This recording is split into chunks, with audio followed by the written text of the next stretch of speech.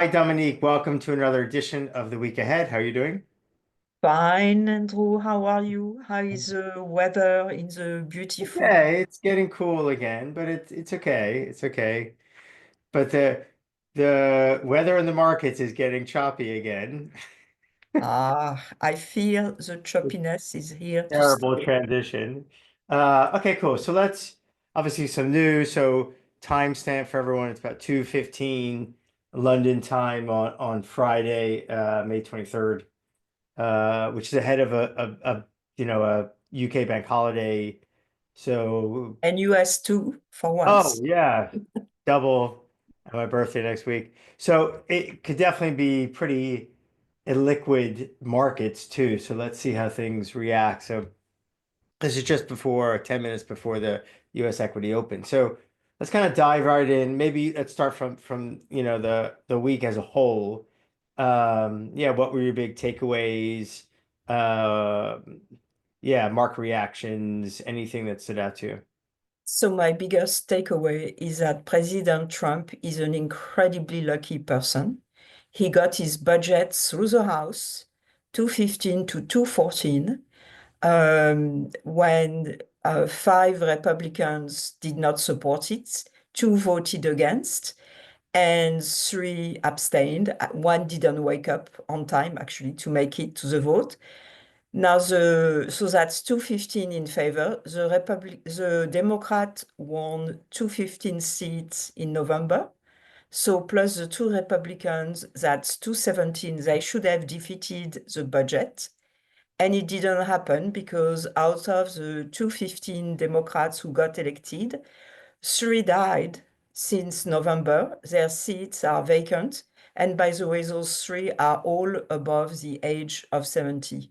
So that is an incredible feat, getting the budget through the House, given the opposition between conservatives and centrists. And President Trump just pulled it. And I think the Senate, by comparison, will be easier. Only Oh, really? Okay. 53, yeah, only 53 senators to maneuver instead of 220 Republican House members. So I actually believe that Secretary Bessent timetable of having the budget enacted around the 4th of July is probably going to work out. Crazy. Um, one thing I wanted to ask on the budget, I don't know if you and I spoke about it, but this tax on tips, like how strict are the rules around that? Because, there's a lot of inventive people in America. And if you set some fairly arbitrary thing like tax on tips, why can't most people in the service industry just take whatever their salary is down to a very low number and then just restructure it as tax on tips? And that, I'm assuming the service industry is pretty big in the US. So that could be a massive issue on the budget. Or is it written in a way like that's not really a risk of it? So, Andrew, as you say, there are a lot of very inventive people in the US. We are a very creative and entrepreneurial country. Sure, I would say just one thing. The problem with this budget is there is no fiscal consolidation. This year, there is a small decrease in the deficit, but thereafter, the deficit increases, and you can just look at it in terms of debt. So under the CBO baseline, so the existing budget law, no extension of the Trump tax cut, the marketable debt was going to grow to 117% of GDP from about 99 currently, which was already not much consolidation. And under the House bill, it looks like it will go to 125%. Oh, wow. So where are the 3%? You know, Secretary Bessent had this 333, what was it? 3% budget, 3%, whatever. But 3% increase in, or 3 million barrels a day extra. It seemed like a lot. And Uh, 3% growth. yeah, 3% growth. Yes. Okay, I don't know about the 3% growth, but the 3% budget, we're not getting there. I mean, by the end of the 10 years, we will have a budget deficit of about 5.5% of GDP. I mean, come on, we are at 6.5%. So that's already unsustainable. And over 10 years, all we can do is a 1% consolidation. No wonder, the market sold off. I mean, Yeah. the bond market sold off this week. I mean, the trigger was obviously the poor 20 years option. But the bottom line is the US has been on a path of unsustainable fiscal policy. And actually, that started in 2001. That's when the primary budget deficit, so the deficit excluding interest payment, which gives you a better idea of what fiscal policy is really doing. You've had a worsening of that budget, more or less nonstop, Right. since So, then. and some of that was hidden just from very low interest rates. So Exactly. obviously, if you just look at that number, it was clear. But if you look at everything in total, interest rates being whatever, like 1/6 of the number or something, or Exactly. A big less. Yeah. difference between nominal growth Yeah. and interest rates. So, So so there's no barrier. So there's no specific restrictions around um, increasing the deficit that would stop this bill, or not really? Or is it like well, funny accounting or? the bond vigilantes, the administration role in driving the deficit through Congress was unprecedented. I mean, we have to recognize it. It's incredible what they've managed to do. And so no political barriers. President Trump is not worried by a high deficit. So the restraints will have to come from the market. Right. And we got a first taste of what it could be like this Yeah. week. And do you think this tax on tips that people taking abusing that somehow? Or do you know it? Have you looked into enough what kind of risk that would be? Not, I mean, the bigger picture issue is that the cuts in expenditures do not match the tax Yeah, cut. that I know. I know. So I'm not sure the tax on tip will be the bigger, the bigger driver of Right. that. It's also the increase in the salt. Uh, the salt tax. Is it like 40 grand up to a certain kind of 550,000? That Um, that did not help. Uh, yeah. yeah. Okay. Okay. Yeah. So I guess we saw that, and you saw also, I mean, also what's happening in Japan. Obviously, they have a very significant level of government debt, well over 200%, but a lot of their debt is held by local investors, and so that hasn't really been a concern. But now, and there was another fairly high or higher than expected inflation number this week. So I guess there's also a question of if you can start getting those rates in the long end in Japan, where their investors uh, bring home money that they would have had in US and Europe, and that kind of also, I guess, was feeding on itself. Now, the big sell-off in equities for now looks like fixed income is generally rallying, at least today. Yeah. So, Well, yeah. there is an issue in Japan, which, by the way, something that Ken Rogoff discussed with Bilal. This was such a good interview. I keep talking about Yeah. it. Yeah. Amazing. But one of the things he said was that Japan has been able to maintain such a high level of debt through financial repression that's hit Japanese growth, but it looks like the financial repression was more government fiat than regulation, so suasion on large Japanese institutional investors doing their patriotic duty. And it looks like it's not working anymore. So it could be that we are only now going to see the consequences of super high debt in Japan. And I would add that the global context is not helping because we have increased issuance all over the world. I mean, the Europeans are finally getting their act together and funding, paying for their own defense. And in general, what the administration here in the US wants other countries to do is to reduce their trade surplus. And the logical way to do that is to decrease your budget balance, meaning to issue more. So my suspicion is that this trend of higher global yield is going to keep going and is going to make it harder for the US to fund, to get foreigners to buy its bonds, because, they'll have plenty to choose from. Right. Right now, there's like some decent interest rate spread. Um, and then I guess, yeah, just in general, if the interest rates are that high in the long end in respective countries, that they may just not venture outside of it anyway.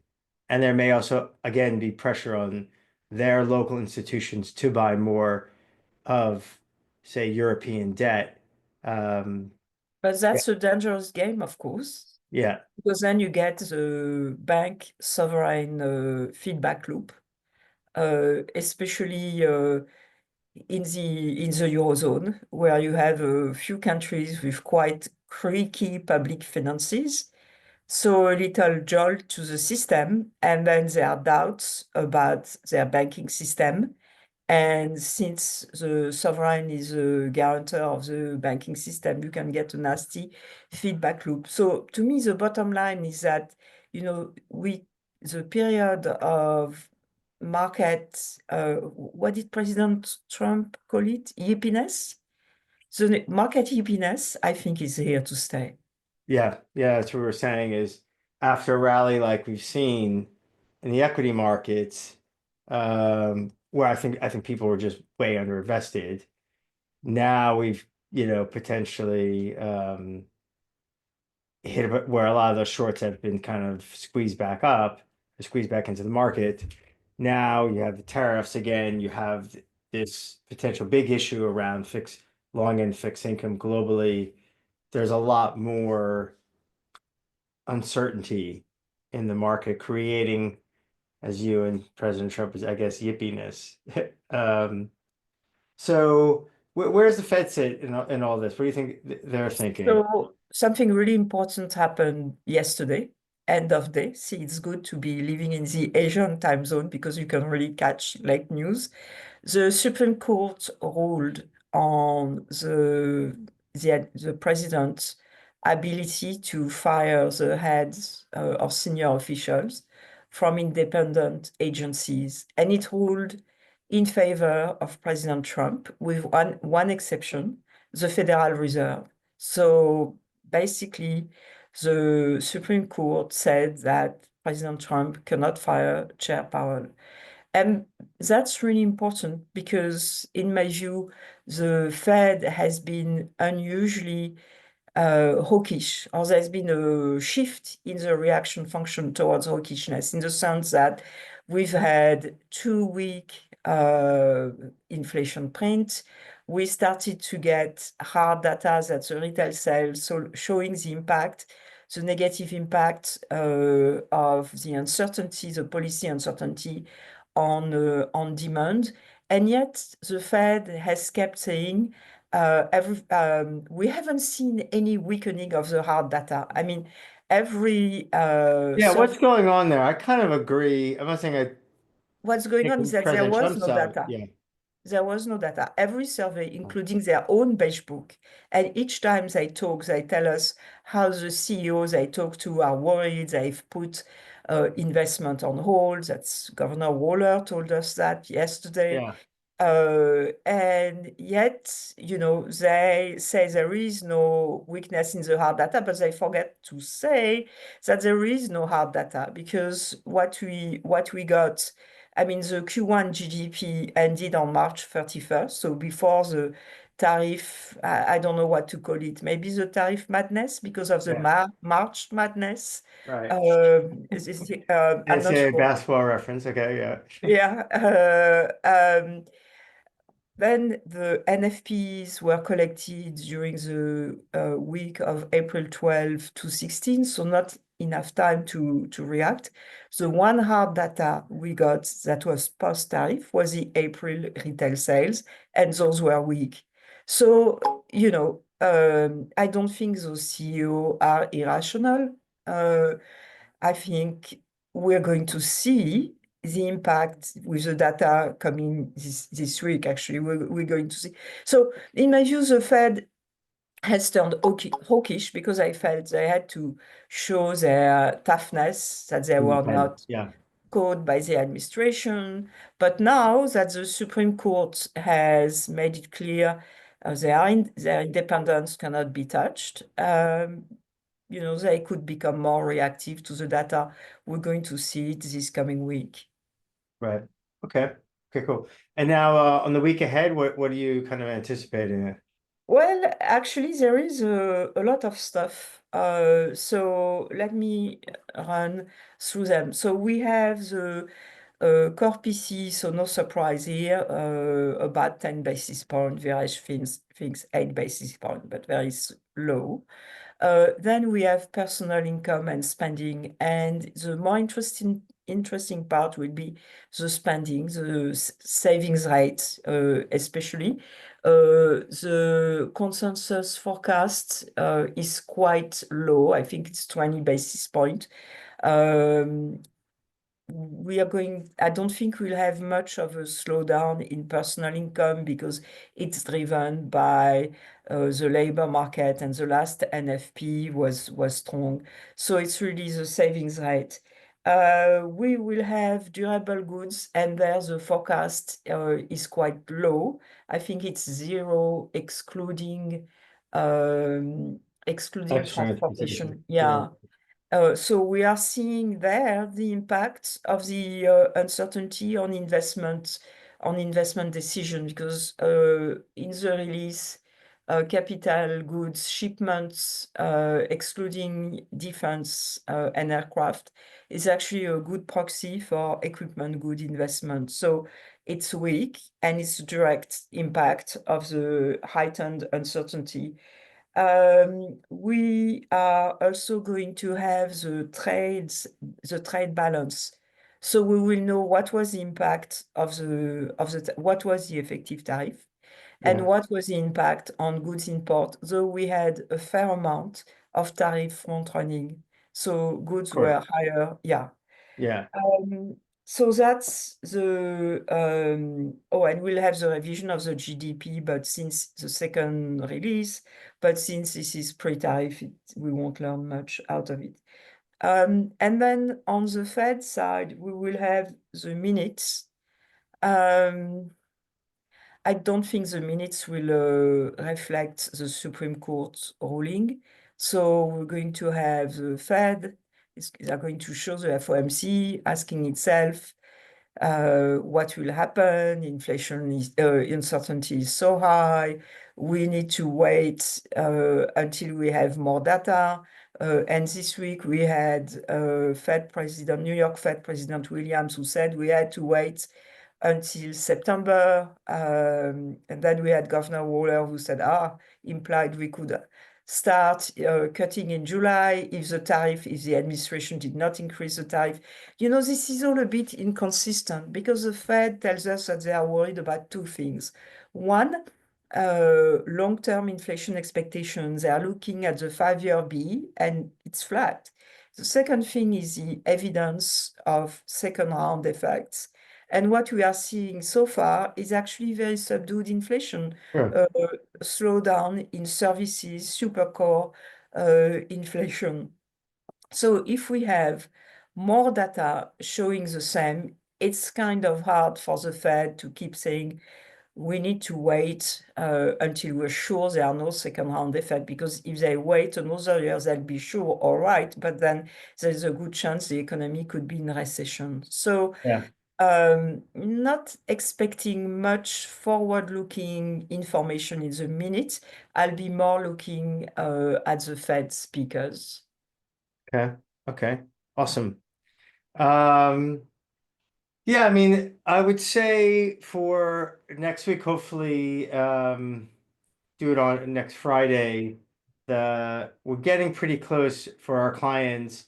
An update of our event monitor, which I know people have asked about, with a lot more functionality, a lot of more predictive nature around the directional potential impact on different currencies, the magnitude of the move, and then the following one would also be the importance of different topics through our AI topic modeling on central banks and connecting that into their respective economic data releases. So there's a lot of cool stuff, which, let's target that for next week. From my side, I just want to wish everyone, good luck. Nice for, I guess, UK, US, nice long weekend. Um, and obviously profitable trading. Yeah, good luck, everybody. Okay, awesome. Thanks. Bye.